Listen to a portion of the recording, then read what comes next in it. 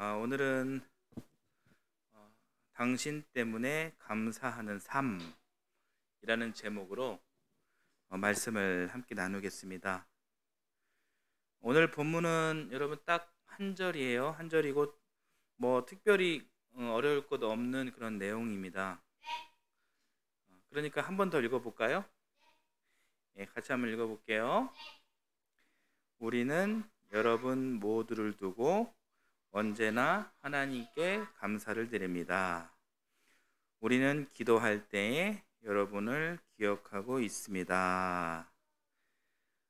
네, 오늘 말씀의 포인트는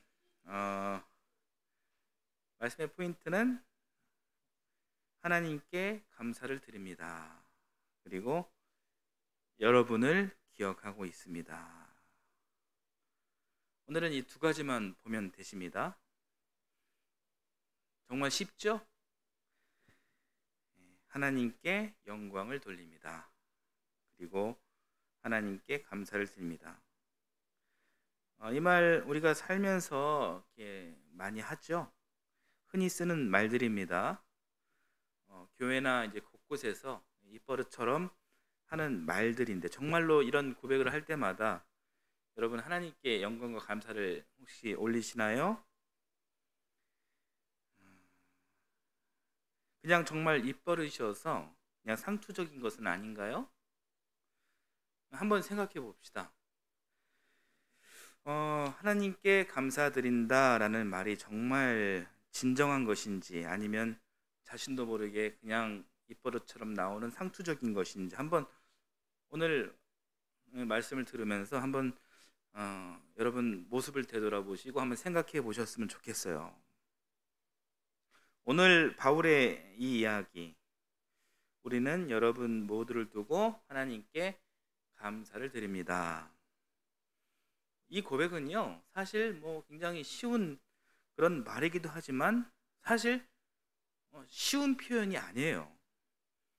굉장히 감격적이고 굉장히 큰 그런 신앙이 담겨져 있는 그런 귀한 고백인 것입니다. 데살로니가 전서는 바울 서신의 첫 번째 편지입니다. 바울이 2차 전도 여행, 즉 처음으로 유럽 전도 여행을 떠나면서 제일 먼저 간 곳이 마케도니아 빌립보였습니다. 그리고 간 곳이 데살로니가예요. 이 빌립보에서 비단 장수 루디아를 만나고 그곳에서 유럽 선교의 거점을 세우고 이 선교의 큰 그림을 그리는 시간이었다면 이 데살로니가에서는요, 이 본격적인 교회를 세우고 사람을 만나면서 복음을 전하고 이 교인을 세우는 일에 역점을 두었습니다. 그런 노력 끝에 제법 큰 교회 공동체가 만들어졌습니다. 이 공동체를 중심으로 복음을 전하고 복음을 가르치는 일이 한창 진행되는데 어느 순간 이 바울 사도는 예고 없이 데살로니가를 떠날 수밖에 없게 되었습니다. 그 이유는 유대인들의 살기 어린, 광기 어린 그런 폭력 때문이었어요. 그래서 어쩔 수 없이 바울은 마케도니아 시골 마을 베레아로 그리고 국경을 넘어 그리스 아테네로 그렇게 피신할 수밖에 없었습니다. 바울의 몸은 유대인들의 폭력을 피해 정신없이 쫓겨다니는 그런 신세가 되었지만 바울의 마음은 늘 데살로니가에 있었습니다. 그리고 데살로니가 교회 교인들을 그리워하고 있었습니다. 바울은 아마 이런 마음을 가졌을 거예요. 복음대로 살다 보면 고난은 필연적인데 데살로니가 교인들이 그 고난을 잘 극복하며 살고 있을까? 신앙을 포기하지 않았는지 걱정되기도 하고 또 대부분 가난했거든요. 밥을 잘 먹고 사는지도 궁금하고 무엇보다 예고 없이 떠난 자신을 원망하고 있지 않은지 바울은 그 모든 것이 걱정이 되고 데살로니가 교우들의 소식이 궁금한 것이었습니다. 그래서 바울은 자신의 분신과 같은 자기 아들과 같은 그런 사람인 디모데를 데살로니가에 보냅니다. 그리고 자신의 안부를 그들에게 전합니다. 여러분, 저는 이런저러한 상황 때문에 불가피하게 여러분을 떠날 수밖에 없었습니다. 그런데 여러분 잘 살고 있습니까? 여러분 참으로 보고 싶습니다. 여러분 그립습니다. 이런 메시지를 보냈는데 얼마 뒤 디모데가 데살로니가 교우들의 소식을 교우들의 소식을 들고 바울에게 왔습니다. 디모데가 가지고 온 소식은 이런 내용이었어요. 바울 목사님, 저희는 잘 살고 있습니다. 저희는 예고 없이 떠난 바울 목사님을 단 한 번도 원망한 적이 없습니다.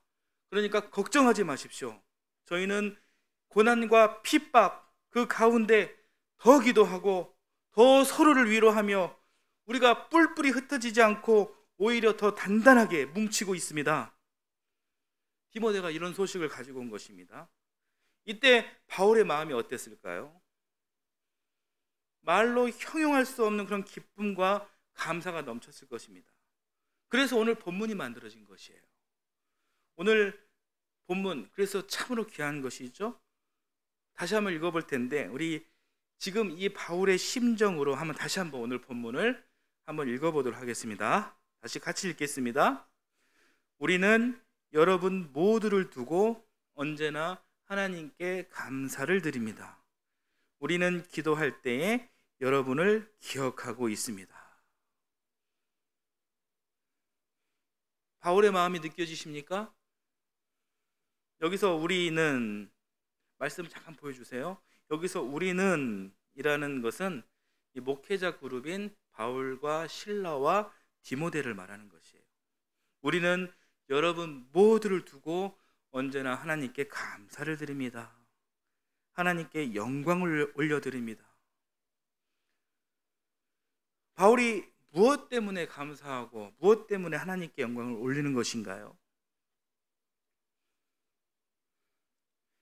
우리는 살아가면서 많은 감사의 조건이 있습니다. 여러분들은 어떤 것들로 여러분들은 감사를 하고 계십니까?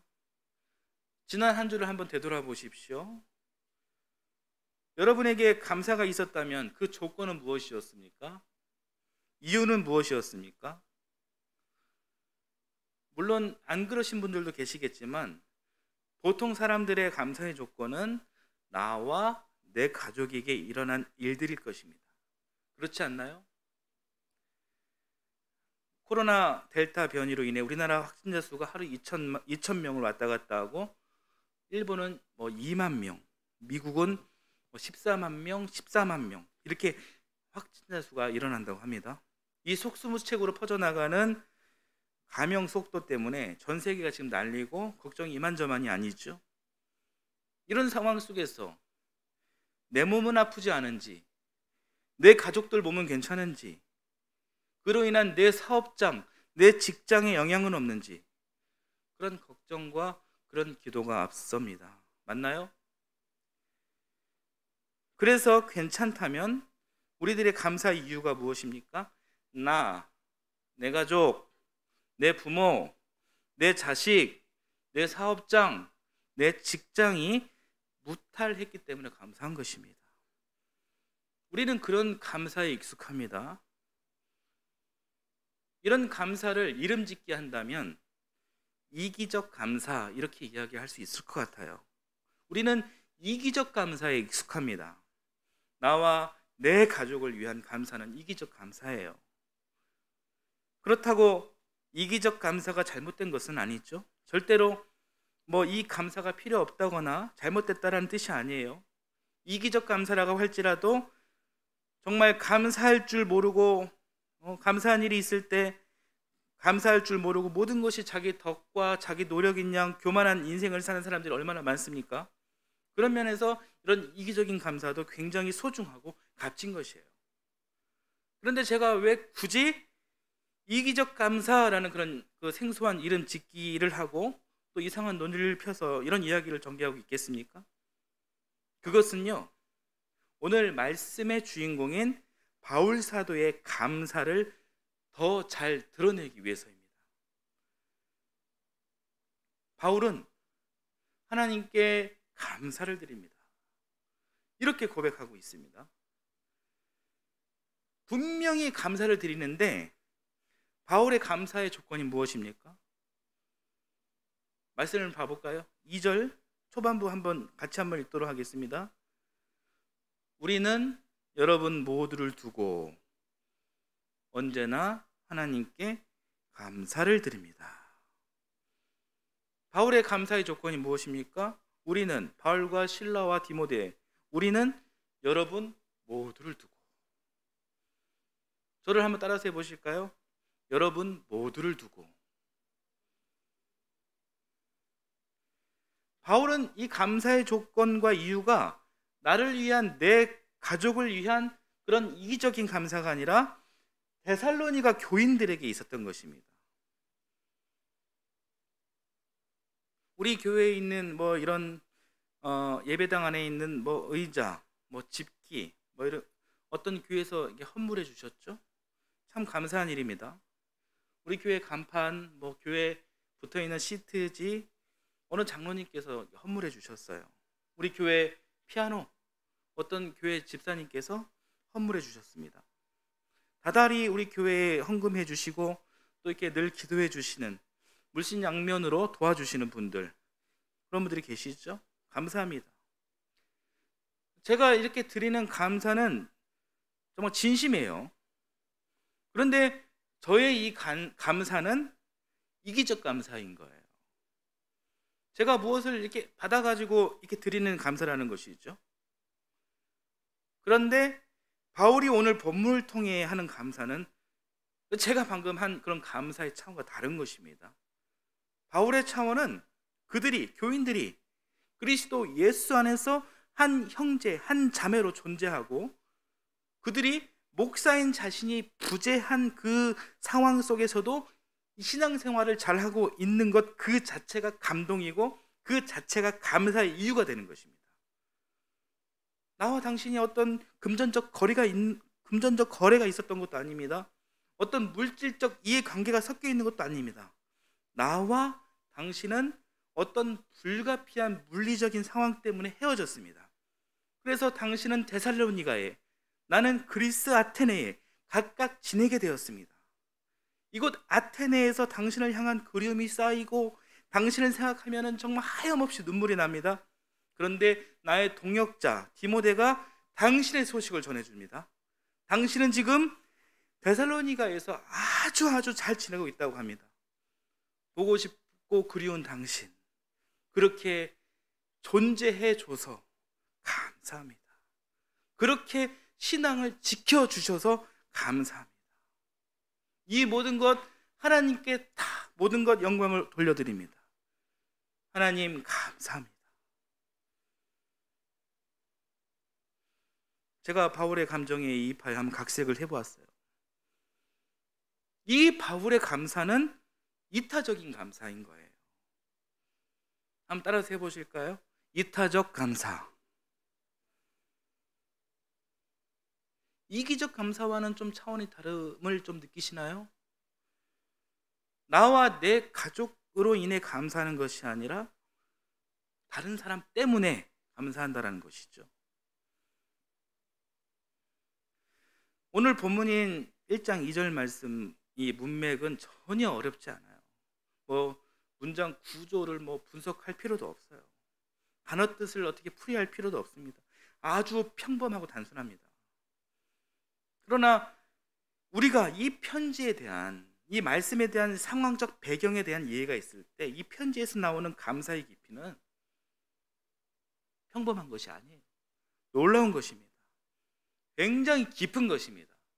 바다보다 더 깊음을 느낄 수 있는 것이죠. 이게 바울의 영성입니다. 바울의 그 심정을, 바울의 그 깊고 깊은 그 영성을 생각하면서 느껴보면서 오늘 본문을 다시 한번 또 읽어보겠습니다. 오늘 본문의 또 이야기가 좀 새롭게 다가오길 바랍니다. 같이 읽겠습니다. 우리는 여러분 모두를 두고 언제나 하나님께 감사를 드립니다. 우리는 기도할 때에 여러분을 기억하고 있습니다. 네, 그렇습니다. 이 감사에는 참으로 놀라운 깊이가 있는 거예요. 바울의 아주 큰 그 영성이 묻어 있는 것입니다. 이런 이타적인 감사는 아무나 할 수 있는 것이 아닙니다. 결코 쉬운 일이 아닙니다. 세상의 논리로 감히 해석할 수 없는 것입니다.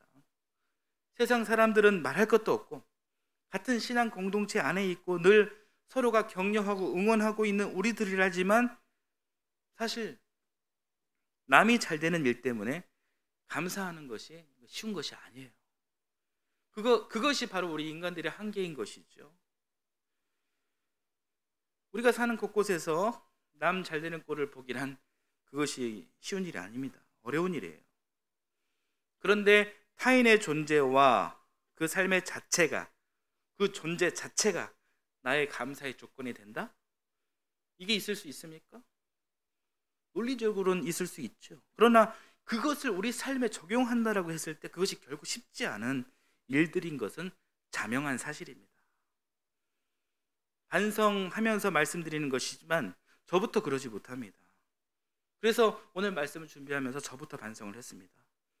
바울 사도는 여러분 때문에 하나님께 감사했는데 저는 여러분 때문에 감사했느냐? 죄송합니다.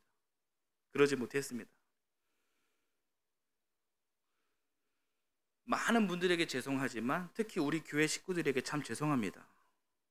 우리 같은 작은 교회에서 이 교인 한 가정이란 어떤 존재입니까?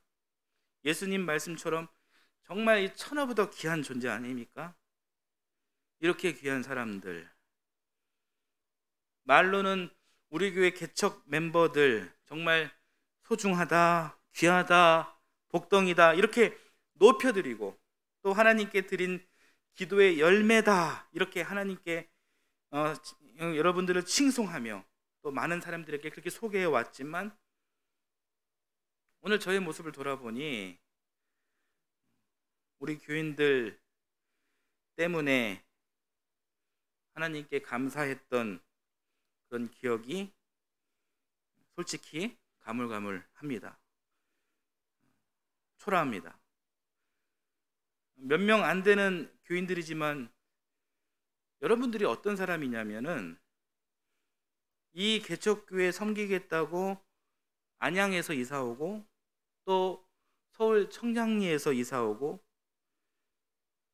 병점에서 정말 주일 성수한다고 매주 애기 업고 오고 또 목사가 혼자 장례 집례한다고 자기 생업 이틀을 포기하고 저를 차에 태워 이동시켜주면서 끝까지 저와 함께 해주신 분들이 여러분들이에요. 여러분들의 그 발걸음, 그 마음, 이게 얼마나 귀합니까? 그런데 제가 얼마나 부족한 사람이냐면 이런 분들 때문에 제가 감사한 적보다 불평한 적이 더 많았다라는 거예요. 아, 교인들 왜 그러냐? 왜 이런 것도 몰라주냐? 이건 신앙의 기본 아닌가? 뭐 그런 일 때문에 예배에 빠지냐? 그게 뭐 예배보다 더 중요하냐? 더 구체적으로는 얘기를 안 하겠습니다. 이 이야기가 뭐 저의 불평불만을 말씀드리는 것이 아니라 저를 비판하는 거예요. 이 부족한 제가 교인들 때문에 이렇게 불평불만을 늘어뜨리는 동안 사도 바울은 이렇게 이야기하는 거예요. 말씀하고 있는 것입니다. 나는 여러분 때문에 하나님께 늘 감사합니다. 데살로니가 교회 교인들이든 동탄 하이교회 교인들이든 우리가 모두 어떤 사람들입니까? 하나님께 지음받은 존재예요. 그렇게 지음받고 좋다, 참 좋다, 토부 이렇게 칭찬받은 존재입니다. 여러분들 한 사람 한 사람 예수 그리스도께서 핏값으로 사신 분들이에요. 모두 각기 다른 그런 모습들이지만 여러분들은 하나님께서 알아주시고 하나님께서 높여주신 분들이에요. 그런데 저는 그러지 못했어요. 여러분들 존재 자체를 갖고 기뻐하고 감사한 적이 크게 없었어요. 오히려 불평불만이 참으로 많았습니다. 하나님의 심정이 되어서 바울처럼 여러분 때문에 감사하지 못했습니다. 이 시간을 빌어 하나님께 회개하고 늘 저에게 힘이 되어 주었던 우리 동탄하이교회 교우분들께 죄송한 마음을 전합니다. 오늘 본문 말씀 데살로니가전서 1장 2절, 너무나도 단순한 말씀이었습니다. 그러나 이 말씀에 제가 부딪혔어요. 제가 마음을 다시 바꾸도록 노력하겠습니다. 제가 이렇게 노력하고 결단하겠다라고 선언해도 저는 여전히 부족하고 한계가 가득한 인간이기에 또다시 무너지고 또 쓰러질 것입니다. 그러나 우리의 삶이란 자꾸 깨닫고 자꾸 회개하고 다시 거듭나도록 노력하는 것이 우리 인간의 삶 아니겠습니까? 그런 측면에서 오늘 말씀을 통해 변해된 제 모습을 여러분들에게 당당히 선언합니다. 여러분 한 사람 한 사람이 저에게 참으로 소중한 사람들입니다. 여러분 존재 자체에 감사하고 여러분의 잘됨을 위해 제가 기도하겠습니다. 이 험난하고 고단한 세상 속에서 제가 다른 무엇이 아닌 여러분 때문에 제가 웃겠습니다. 그렇게 제가 선언합니다. 여러분들도 그러하시기를 바라겠습니다. 우리가 나와 내 가족 때문에 감사하는 것보다 남 때문에 자꾸 감사하는 노력과 훈련을 한다면 우리는 지금까지 우리가 생각해왔던 이 감사의 깊이를 넘어 새로운 깊이의, 새로운 차원의 그런 기쁨이 있을 줄 믿습니다. 바울 사도는 여기서 그치지 않았습니다. 2절에서 또 감사 다음으로 이어서 말하기를 너희를 기억한다. 기도할 때 너희를 기억한다. 이렇게 이야기합니다. 기억한다. 이 부분에 대한 헬라어는요, 무네이안, 이 기억과 포이우메노이, 행하다. 그래서 기억하다 이렇게 우리말로 번역이 된 것입니다. 여기서 행하다, 포유메노이는 영어로 여러분 두 동사예요. 두 동사. 해부 동사가 아니에요. 만약 이 동사가 그냥 해부 동사였다면 오늘 본문 해석처럼 그냥 흘러가면서 기억하는 단순한 기억하다, 상투적 느낌의 기억하다가 맞지만 포이우메노이, 헬라어 본문이 표현한 것처럼 이 포이우메노이, 명확한 두 동사라면 기억하는 일을 위한 어떠한 행위가 있다는 이야기로 볼 수가 있는 거예요. 그러니까 데살로니가 교우들을 기억하기 위해서 사도 바울이 어떤 행위를 했다라는 거예요. 어떤 행위를 했을까요? 사도 바울이? 성경에는 안 나오는 내용이니까 한번 상상해 보는 것입니다. 어떤 행위를 했을까? 사도 바울의 기도할 때 여러분을 기억합니다. 분명한 것은 이 고백은 상투적인 표현이 아니에요. 진심 어린 고백이었기에 말로 하는 고백, 그리고 글로 쓰는 고백과 함께 데살로니가 교우들, 여러분을 기억하기 위한 어떤 행동을 분명히 했을 거라는 거예요. 무슨 행동이었을까요? 상상해 봅니다. 저의 상상은 바울 사도는 데살로니가 교우들 한 사람 한 사람을 이름을 부르면서 기도하지 않았을까, 그렇게 상상합니다. 그 한 사람 한 사람의 얼굴을 떠올리면서 이들의 각자 개별적으로 있는 기도 제목을 부르짖으면서 그렇게 기도하지 않았을까요? 저는 그렇게 상상을 해봅니다. 아마 바울 사도는 분명히 그랬을 것입니다. 이런 상상을 했을 때 이 사도 바울의 깊고 깊은 그 영성에 다시 한번 압도를 당할 수밖에 없는 것이죠. 자신이 아닌 교우들을 향한 그 사랑이 얼마나 진정 어린 것이었는지 깨닫게 되는 것입니다. 깨달으면서 동시에 저는 그러하지 못했음을 반성하게 됩니다. 이런 깨달음과 반성을 가지며 함께 다짐해 보았으면 합니다. 우리 기도의 자리가, 우리의 감사의 자리가 내가 아닌 당신이길 소망해 봅니다. 우리의 이웃이길 소망해 봅니다. 비록 우리는 부족해서 그것이 쉽지는 않겠지만 그래도 오늘 말씀에 울림과 은혜가 있었다면 우리 인생 진정한 감사의 제목은 우리가 섬기는 우리 교회, 그리고 저와 여러분들 존재 자체입니다. 나와 관계하는 우리 이웃들 존재 자체입니다. 그게 감사의 조건입니다. 생각이 좀 다르십니까? 이해관계가 좀 상충되십니까? 그래서 감사가 잘 안 나오시나요? 그럴 수 있어요. 어쩌면 그것이 우리 인간들 한계죠. 그러나 우리의 삶이 당신 때문에 감사하는 삶이 되도록 노력해 보았으면 합니다. 이 생각과 노력이 어쩌면 주님의 은혜와 평화를 향한 출발점이 될 것입니다. 사랑하는 여러분들 삶 가운데 진정한 주님의 은혜와 평화가 넘치기를 예수님의 이름으로 축원합니다. 아멘. 함께 찬송하겠습니다.